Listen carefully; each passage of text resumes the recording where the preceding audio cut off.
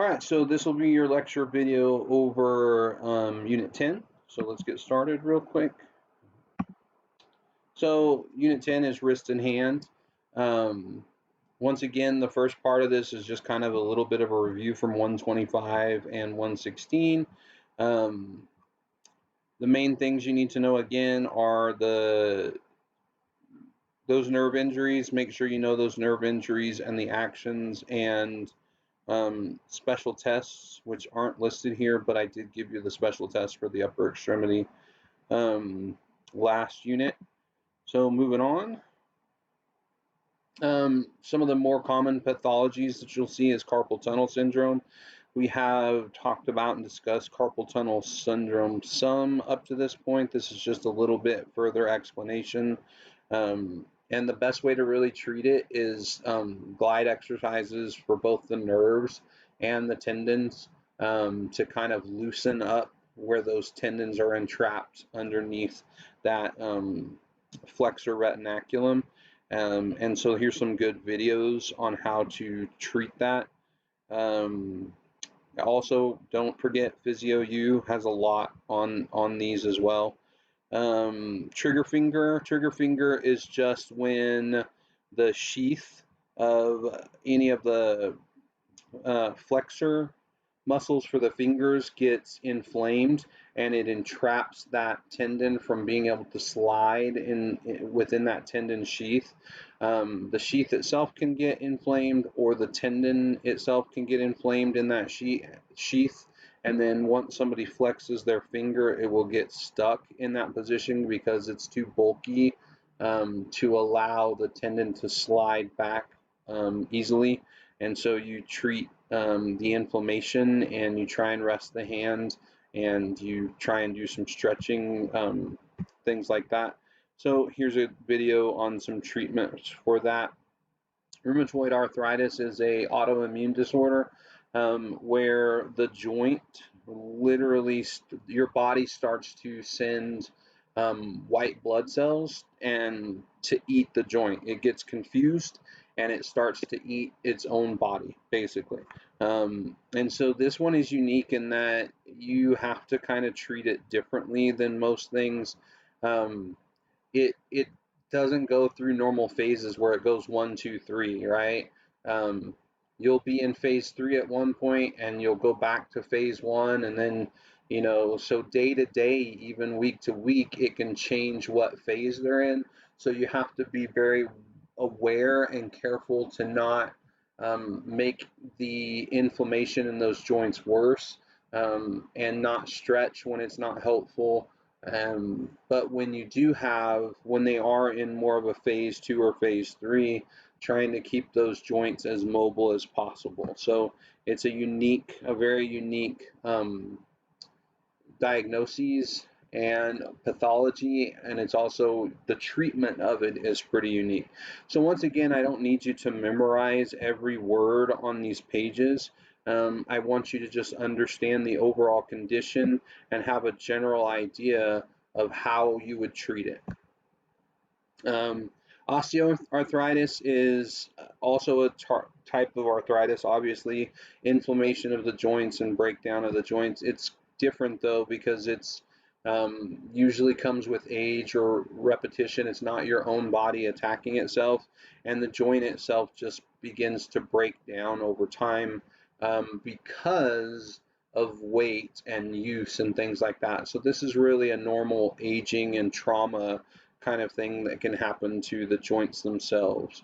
And so the treatment for it is a little bit different than the treatment for rheumatoid arthritis. So make sure you understand what those two different types of arthritis are, and have some general ideas of how you would treat each. Moving on. So this part you do need to know. Mostly we don't work a lot with hands as PTAs, but it doesn't mean you won't. It depends on kind of the setting. If you're working in a skilled nursing facility or an acute care setting or a subacute or post-acute setting,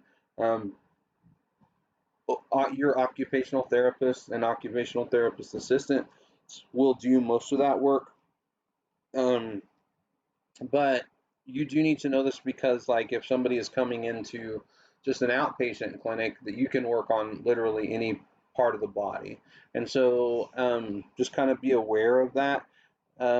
So one of the things you can work with patients with hand is the different type of grasps, right? And so there are power grasps. Power grasps mean that it uses the all of the parts of the finger and most of the hand, and it's a powerful gripping thing.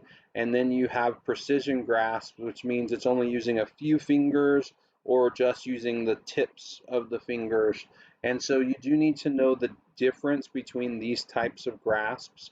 There will be questions on the tests over these different types of grasps. So you do need to actually memorize like which ones of these are mechanical power grasps and which ones of them are precision grasps, and what those grasps actually look like. Okay, so moving on. And these are just some different activities, um, ways that you can strengthen hands, right? So you can use balls. Um, there are different actually TheraBand balls that are colored the same way that are good for squeezing and strengthening hands. There's also hand putty. This is a lot like Play-Doh, really, but it comes in different colors for different thickness as well, and how hard it is to mold it and manipulate it. So you can start with something very light and have people like make different shapes out of it or even just squeeze it.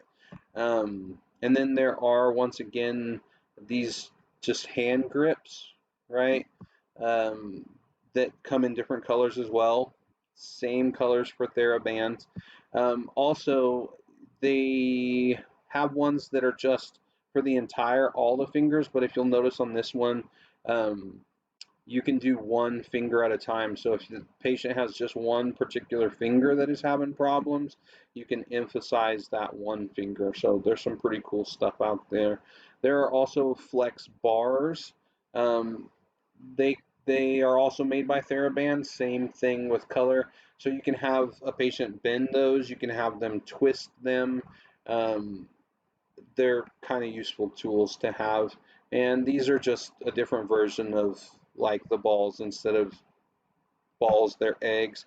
These are really cool. They work a very similar way. They're based on color, and you can have the patient put their hand inside these little like mesh plastic nets kind of things that allow them to squeeze, and you can focus on different parts. Like if you notice right here, they're only focusing on two fingers here. You can have them put their fingers like further out with their hand extended and then squeeze in, or you can have them start with their fingers like have them stick their hands in with their fingers really close together and then have them try and spread their fingers out so they're working on an extension instead of flexion. Really cool.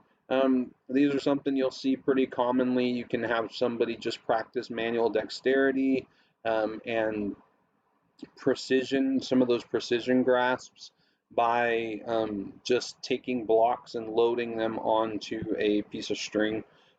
So anyways, and here's a little grasp, uh, practice activity for sorting the different grasps. Sorry about that, Mike, got tongue-tied. So I think that's it. If you have any questions, as always, please let me know, and I'll talk to you guys later.